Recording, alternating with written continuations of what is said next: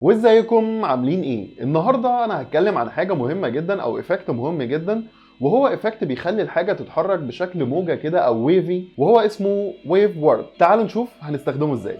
اول حاجه هتفتح الافتر افكتس بالشكل ده، وهتحط الصور اللي انت المفروض عاوزها تعمل زي العلم او اللاير اللي انت عاوزها تعمل زي العلم. انا هنا مثلا اخترت الاسم بتاعي، واخترت مثلا علم مصر طبعا، واخترت كمان علم فلسطين، وفي عندي الساري بتاع العلم ده او الستاند بتاع العلم ده. هاخدهم مع بعض كده واعملهم في كومبوزيشن جديده، ومثلا اسميها فلاج. فهو هيكريت لي الكومبوزيشن دي. انا كريت الكومبوزيشن بالشورت كات اللي هو كوماند شيفت سي او كنترول شيفت سي. هنروح على قائمه افكس اند بريسز وهنكتب ويف، فهو هيظهر لنا حاجه اسمها ويف وورد، فهنختارها. فهنلاقيه عمل لنا الشكل ده. انا اول حاجه هصغر السكيل شويه، وحطيت باك جراوند كده بسيطه بحيث بس ان انا اشوف منها. وفي برضو افكت هنستخدمه تاني اسمه جرو، هنكتب هنا جرو هيظهر لنا وهنطلعه فوق. لازم جرو دايما يبقى فوق الافكتس بتاعتنا عشان يبقى ليه افكت عليهم. ممكن برضو نكبره شويه بحيث ان احنا لما نكبر الافكت بتاعنا ما يحصلش حاجه. طبعا الويف وورد ده هيخيرك ما بين اكتر من حاجه. احنا مثلا لو زودنا بس النسب كده بحيث ان انت تبقى شايف الافكت بتاعنا عامل ازاي. مثلا لو انا عملت كده وقلنا عاوزين نخليه مثلا سكوير، وهو هيخليه لك بالشكل ده، فانت ساعتها هتلاقي ان الويف بتاعتك بتتحرك بالشكل ده. ممكن كده تريانجلز فتحس ان هو بيتحرك كده، ده اللي هو السموث. وفي سيركلز، وفي اكتر من اختيار ممكن تختارهم بعد كده. طيب انا هختار الساين العاديه خالص، وهوسع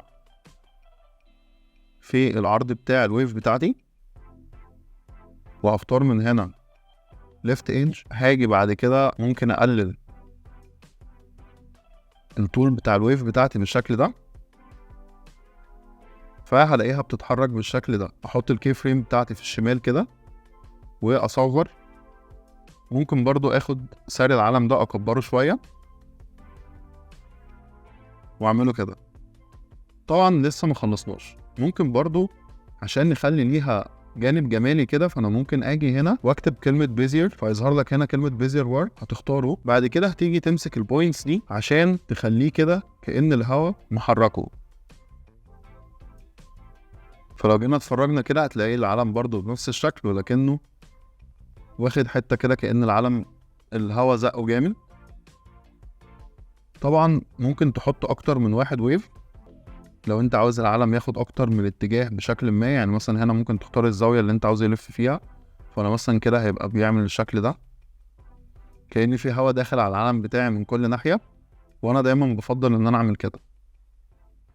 طيب ليه انا اخترت اكتر من علم وحطيتهم في كومبوزيشن؟ انا اخترت اكتر من علم وحطيتهم في كومبوزيشن عشان تقدر بسهوله جدا تغير العلم بتاعك، كانك عملت موك اب بتاعتك اللي تقدر كل شويه تغير فيها العلم وتستخدمه في الفيديو بتاعك. وده عشان الناس اللي بتستخدم الموضوع ده كتير. يعني بص كده عندي بعد ما هو كيش بقى شكله عامل ازاي. وتعالى اوريك كمان. لو دخلنا دلوقتي في الكومبوزيشن اللي اسمها فلاجز، وجينا مثلا قفلنا ده وسيبنا علم فلسطين، فهنلاقي علم فلسطين بيتحرك بنفس الشكل. لو جينا طبعا وخليناه لعلم مصر، هتلاقي علم مصر بيتحرك بنفس الشكل. وبكده ابقى انا شرحت لك فكره الويف وورد وازاي تحرك بيها العلم بتاعك او تحرك بيها اي حاجه بشكل بسيط جدا ومبسط، ان انت توصل بيها لحلول كتير قوي وسريعه، ان انت تقدر تعمل بيه اكتر من بروجكت في نفس الوقت. او ممكن تعمل لنفسك موك اب مثلا ان انت تقدر تحرك علم او حاجه بشكل ما سريع، فانت تحطها في كومبوزيشن وتقعد تغيرها كتير. في ناس ممكن تستخدم ده بحيث ان هي تحط لوجوز. لو انا بعمل لوجو مثلا وعاوز اعمل موك اب للكلاينت بتاعي او العميل بتاعي، فانا ممكن اثبت العلم واقعد اغير اللوجو بتاعي احطه في النص ويبقى الموضوع عادي. يعني انا ممكن عادي جدا اجيب مثلا ده واحط هنا دايره واطلع بره، هلاقيها موجوده وبتتحرك برده مع العلم بتاعي بكل سهوله. وبس كده، ويا رب اكون عرفت افيدكم في الفيديو ده. ما تنساش تعمل فولو ولايك وشير وسبسكرايب، وتابعني على كل منصات السوشيال ميديا بتاعتي، واستنوني في فيديوهات جايه.